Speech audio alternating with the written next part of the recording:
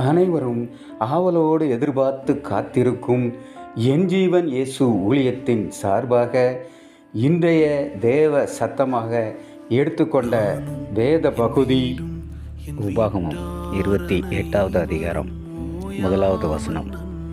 இன்று நான் உனக்கு விதிக்கிற உன் தேவனாகிய கர்த்தருடைய கட்டளைகளின் படியெல்லாம் செய்ய நீ கவனமாய் இருக்கும்படிக்கு அவர் சத்தியத்திற்கு உண்மையாய் செவி கொடுப்பாயானால் உன் தேவனாகிய கர்த்தர் பூமியில் உள்ள சகல ஜாதிகளிலும் உன்னை மேன்மையாக வைப்பார்.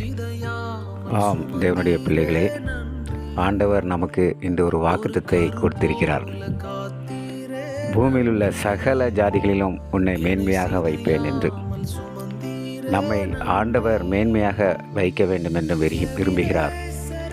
ஆனால் அதற்கு சில காரியங்களை நம்மிடத்திலிருந்து எதிர்பார்க்கிறார்.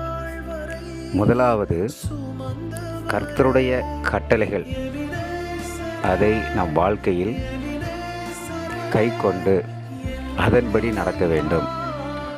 கர்த்தருடைய கட்டளைகள் 10 கட்டளைகள் கொடுக்கப்பட்டிருக்கிறது. இன்று பலவிதமான பாவமான வாழ்க்கையில் நாம் வாழ்ந்து கொண்டிருக்கிறோம். பாவமான உலகில் வாழ்ந்து கொண்டிருக்கிறோம். அநேக பாவங்கள் நம்மை மேற்கொள்ளாதவாறு நம்மை அதிலிருந்து வழிவிலக்கி காத்து கொள்ள கர்த்தர் நமக்கு உறுதுணையாக இருக்கிறார். நாம் அவருடைய கட்டளைகளை கை கொண்டு அவருடைய கட்டளைகளின் படியெல்லாம் நாம் நடக்கும்போது ஆண்டவர் நம்மை பாவத்திலிருந்து மீட்டு வழி நடத்துகிறார். அவருடைய வார்த்தைக்கு நாம் உண்மையாய் செவி கொடுக்க வேண்டும்.